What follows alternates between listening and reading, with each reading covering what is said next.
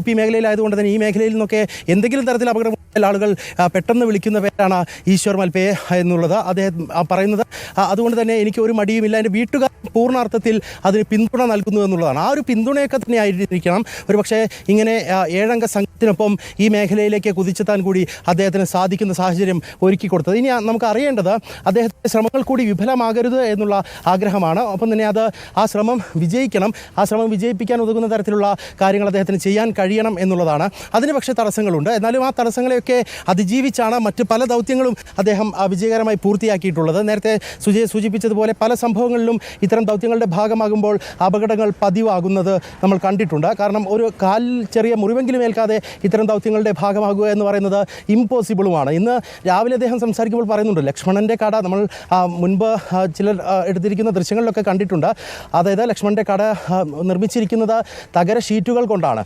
ആ ഷീറ്റുകളൊക്കെ ഈ മണ്ണിൽ പതിച്ച് താഴെ ഗംഗാവലിയിലേക്ക് ഒഴുകി എത്തിയിട്ടുണ്ട്. ഇത് എവിടെയൊക്കെയാണ് കിടക്കുന്നത് എന്നുള്ളത് ഒരു നിശ്ചയവുമില്ല. അങ്ങനത്തെ ഒരു ഇടത്തേക്കാണ് കണ്ണ് കാണാത്ത രീതിയിൽ, കണ്ണ് കെട്ടിയ രീതിയിൽ താൻ ഇറങ്ങിപ്പോകുന്നത് എന്നുള്ളതാണ് മൽപേ പറയുന്നത്. അദ്ദേഹം അവിടെ പോയി ആ ഒരു ദൗത്യം പൂർത്തിയാക്കാൻ വേണ്ടി നീങ്ങുമ്പോൾ പല വിധത്തിൽ മുറിവുകളേൽക്കുന്ന സാഹചര്യമുണ്ട്.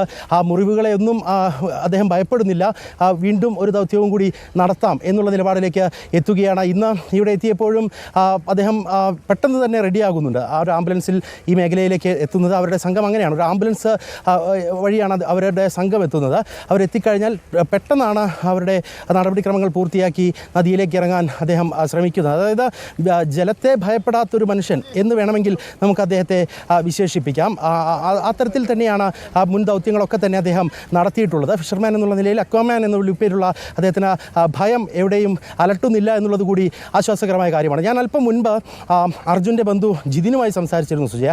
ആ ഘട്ടത്തിൽ ജിതിനോട് ഞാൻ ചോദിച്ചു നിലവിലെ ദൗത്യവുമായി ബന്ധപ്പെട്ടുകൊണ്ട് എന്താണ് ജിതിന് തോന്നുന്നതെന്ന്. എനിക്ക് അവിടെ നിന്നും ഒരു പ്രതികരണത്തിലേക്ക് പോകാൻ ആ ഒരു ഘട്ടത്തിൽ കഴിഞ്ഞില്ല എന്നുള്ളതാണ്. പക്ഷേ ഞാൻ അദ്ദേഹത്തോട് സംസാരിച്ചപ്പോൾ അദ്ദേഹം പറയുന്നത് യാഥാർത്ഥ്യത്തെ നമ്മൾ ഉൾക്കൊള്ളുന്നുണ്ട്, എങ്കിൽ പോലും ഇവിടെ നിന്നും മന്ത്രിമാരുൾപ്പെടെയുള്ള സംഘം മടങ്ങിക്കഴിഞ്ഞാൽ ഇത്തരത്തിൽ ഇനിയും ശക്തമായ രീതിയിൽ ഒരു കാര്യങ്ങൾ ോ എന്നുള്ള ഒരു ആശങ്ക ജിതിൻ പങ്കുവെക്കുന്നത് കൂടി ഈ ഒരു ഘട്ടത്തിലുണ്ട്. പക്ഷേ അപ്പോഴും ജിതിനും പറയുന്നുണ്ടായിരുന്നു ഈശ്വരനെ പോലെ ഒരാളെ കിട്ടിയത് വളരെ നല്ല കാര്യമാണ്, അദ്ദേഹം നടത്തുന്ന ശ്രമങ്ങളെ പൂർണ്ണമായും താൻ അംഗീകരിക്കുന്നു എന്നുള്ളത് കൂടി ജിതിൻ പങ്കുവെക്കുന്നുണ്ടായിരുന്നു. അങ്ങനെ വലിയ രീതിയിലുള്ളൊരു ശ്രമങ്ങൾ ഈ മേഖലയിൽ നടത്തുമ്പോഴും ജഗന്നാഥനും ലോകേഷും അർജുനുമൊക്കെ എവിടെ എന്ന ചോദ്യത്തിന് ഉത്തരം നൽകാൻ നമുക്ക് കഴിയുന്നില്ല. നേരത്തെ കാർവാർ MLA സംസാരിച്ച് നമ്മൾ പ്രേക്ഷകരിലേക്ക് എത്തിച്ചതാണ്. അദ്ദേഹം ആ സമയത്ത് പറയുന്നുണ്ട്, പക്ഷേ അത് ആരുടെ മകളാണെന്ന് സംബന്ധിച്ച് എനിക്ക് വ്യക്തത കിട്ടിയില്ല. ഒന്നുകിൽ ലോകേഷിൻ്റെയോ അല്ലെങ്കിൽ ജഗന്നാഥൻ്റെയോ മകളായിരുന്നിരിക്കണം. അവർ ചോദിച്ചത് ഇത്തരത്തിലാണ്, തൻ്റെ അച്ഛൻ്റെ ഷർട്ടിൻ്റെ ഒരു പീസെങ്കിലും നൽകാൻ കഴിയുമോ എന്നുള്ള ചോദ്യമാണ് ചോദിച്ചത്. അതിന് പോലും പറ്റാത്ത അവസ്ഥയിൽ, കഴിയാത്ത അവസ്ഥയിൽ ഒരു സംവിധാനത്തിന് നിൽക്കേണ്ടി വരികയാണ്. അത് മറ്റൊന്നും കൊണ്ടല്ല, അവർ ശ്രമങ്ങൾ നടത്താത്തത് കൊണ്ടല്ല, മറിച്ച് ആ ശ്രമങ്ങൾ എവിടെയും എത്താതെ പോകുന്നു എന്നുള്ള ഡൈവിലേക്ക് കഴിഞ്ഞ ദിവസം ജില്ലാ ഡെപ്യൂട്ടി കമ്മീഷണർക്ക് സ്വന്തം റിസ്കിലാണ് തെരച്ചിലെന്ന് ഒപ്പിട്ട് കൊടുത്താണ് ഈശ്വർ മൽപേ പുഴയിൽ ഇറങ്ങിയത്. ഇന്നും ദൗത്യം തുടങ്ങുന്നതിനുള്ള കമാൻഡ് കിട്ടുന്നത് വരെ അദ്ദേഹം കാത്തു നിൽക്കുന്നതാണ് നമ്മൾ കണ്ടത്. ഇപ്പോൾ പുഴയിലേക്ക് ഇറങ്ങിയിരിക്കുന്നു. എന്നാൽ ഈ പോയിന്റിലേക്കുള്ള ഒരു ഡീപ്പ് ഡൈവിങ്ങിനായി തയ്യാറെടുക്കുന്നുണ്ടോ? എന്തെങ്കിലും ബുദ്ധിമുട്ടുകൾ അവിടെ അനുഭവപ്പെടുന്നുണ്ടോ? ബുദ്ധിമുട്ടുകളെന്ന് പറയുന്നത് ആദ്യഘട്ടത്തിൽ തന്നെ ആ കേബിളുകൾ നീക്കുക എന്നുള്ളത് തന്നെയാണ്. അതിനെ അതിജീവിച്ചാൽ മാത്രമേ താഴെത്തട്ടിലേക്ക് പോകുന്ന സാഹചര്യം ഉണ്ടാകൂ. കാരണം ഇപ്പോൾ കൃത്യമായി വലിയ ഹാർനസുകളൊക്കെ ഘടിപ്പിച്ചുകൊണ്ട് അതിന് താഴേക്ക് പോകുകയാണെങ്കിൽ പോലുമുള്ള പ്രതിബന്ധം എന്ന് പറയുന്നത് ഇത്തരത്തിൽ ഈ കേബിളുകളുള്ള സ്ഥലത്തേക്ക് പോകുമ്പോൾ പെട്ടെന്ന് തന്നെ കുരുങ്ങിപ്പോകാനുള്ള സാധ്യത വളരെയേറെയാണ്. മൽപേ അത് പങ്കുവെക്കുകയും ചെയ്തിരുന്നു. ആ ഒരു പ്രശ്നം നിലനിൽക്കുന്നത് കൊണ്ട് തന്നെ ആ മേഖലയിൽ ഇറങ്ങി താഴെ ഭാഗത്തേക്ക് പോകുമ്പോൾ ആ ഹൈടെൻഷൻ കേബിളുകൾ പൂർണ്ണമായും നീക്കേണ്ടതുണ്ട്. അത് നീക്കിക്കഴിഞ്ഞതിന് ശേഷം മാത്രമേ താഴേക്ക് ഡൈവ് ചെയ്ത് പോകാൻ കഴിയുകയുള്ളൂ. അല്ലാത്ത പക്ഷം സംഭവിക്കുന്നത് എന്താണെന്ന് വെച്ചാൽ ഇത്തരത്തിൽ താഴെ ഭാഗത്തേക്ക് പോവുകയും വിസിബിലിറ്റി തീരെ ഇല്ലാത്തൊരു ഏരിയയിലേക്ക് രണ്ടും കൽപ്പിച്ച് ഇറങ്ങിത്തിരിക്കുകയും ചെയ്താൽ അവിടെ നിന്നും തിരികെ വരിക എന്നുള്ളത് ശ്രമകരമായ ദൗത്യമായി മാറിപ്പോകും. അതുകൊണ്ട് തന്നെയാണ് ആ കേബിളുകൾ മാറ്റുന്നതിന് പ്രഥമ പരിഗണന കൊടുക്കുന്നത്.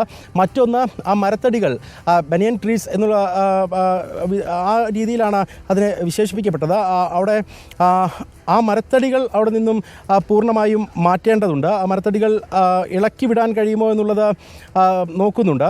അത്തരം ശ്രമങ്ങൾ ശ്രമങ്ങൾ ഒരു ഭാഗത്ത് നടത്തുകയും ചെയ്യുന്നുണ്ട്. അതിൻ്റെ കൂടി ഭാഗമായിരുന്നിരിക്കണം ഒരു പക്ഷേ കൃത്യമായി ഇത്തരത്തിൽ ഒരു NDRF സംഘത്തെ കൂടി ആ വെള്ളത്തിലേക്ക് ഇറക്കി നിർത്താനുള്ള തീരുമാനം ഉണ്ടായിരിക്കുന്നത്. ഈ ബനിയൻ ട്രീസ് ആകുമ്പോൾ അതിൻ്റെ പടർപ്പുകൾ വളരെ ഏറെയാണ്. അതുകൊണ്ട് തന്നെ അത് ആ ഒരു ബനിയൻ ട്രീസിലും കുടുങ്ങിപ്പോകാനുള്ള സാധ്യത കൂടുതലാണ്. അതുകൊണ്ട് അത്തരത്തിൽ സ്വന്തം സുരക്ഷയെ സംബന്ധിച്ചുള്ള പരിശോധനകൾ കൂടി നടത്തിയതിന് ശേഷം മാത്രമേ ഈശ്വർ മൽപ്പയ്ക്ക് താഴേക്ക് ഊളിയിട്ട് പോകാൻ കഴിയുകയുള്ളൂ. അത് അങ്ങനെ തന്നെ ചെയ്യാനും പാടുള്ളൂ. കാരണം മറ്റൊന്നുമല്ല, നമുക്ക് നിലവിൽ തന്നെ 3 മനുഷ്യരെ കണ്ടെത്താൻ കഴിയാത്ത സ്ഥിതിവിശേഷത്തിലാണ് നിൽക്കുന്നത്. അവിടെ മറ്റൊരു അപകടവും കൂടി ക്ഷണിച്ചു വരുത്തുക എന്ന് പറയുന്നത് അത്യന്തം ദുഃഖകരമായി മാറുകയും ചെയ്യും. അതുകൊണ്ട് എത്രത്തോളം പരിചയസമ്പത്ത് അദ്ദേഹത്തിന് ഉണ്ടെന്ന് പറയുമ്പോൾ പോലും ഇത്തരം കാര്യങ്ങളിൽ ഒരു ശ്രദ്ധ വേണ്ടതുണ്ട്. അതുകൊണ്ട് തന്നെ ആയിരുന്നിരിക്കണം ആ ഒരു മൺതിട്ടയ്ക്ക് മുകളിൽ നിന്നുകൊണ്ട് കൃത്യമായി കാര്യങ്ങൾ അദ്ദേഹം അപഗ്രഥിച്ചതിന് ശേഷം മറ്റ് വള്ളങ്ങളിൽ എത്തിയിട്ടുള്ള തൊഴിലാളികളുമായും മത്സ്യബന്ധന തൊഴിലാളികളുമായും ഒപ്പം തന്നെ അവിടെയുള്ള നേവി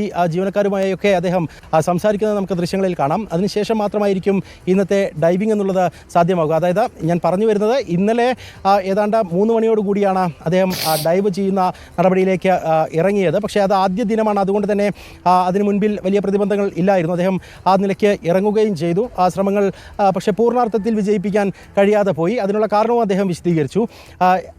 അതിനെയൊക്കെ അതിജീവിച്ചുകൊണ്ട് ഇന്നൊരു ശ്രമം നടത്തുക എന്നുള്ളതാണ് അദ്ദേഹം ഉദ്ദേശിക്കുന്നത്. ഇന്നലെ 30 ഫീറ്റ് വരെ പോയി എന്നുള്ളതാണ് മൽപ്പെ പറയുന്നത്. അങ്ങനെയെങ്കിൽ ഇന്ന് അതിനേക്കാൾ ആഴത്തിലേക്ക് ഊളിയിട്ട് പോയി ഇത്തരത്തിൽ ലോഹപ്പാർട്ടുകൾ കണ്ടെത്താൻ കഴിയുമോ എന്നുള്ളതാണ് അദ്ദേഹം പരിശോധിക്കുക. 60 ഫീറ്റ് എന്നാണ് ഇന്ന് രാവിലെ കൂടി നമ്മുടെ അടുത്ത് പ്രതികരിക്കുമ്പോൾ മൽപ്പെ പറയുന്നത്. ആ 60 അടിയിലേക്ക് അദ്ദേഹത്തിന് എത്താൻ കഴിയുമോ? അവിടെ എത്തിയാൽ തന്നെ നമ്മൾ പ്രതീക്ഷിക്കുന്നത് പോലെ ആശാവഹമായ എന്തെങ്കിലും കണ്ടെത്താൻ കഴിയുമോ എന്നുള്ള കാര്യവും കൂടി അറിയേണ്ടതുണ്ട്. അത്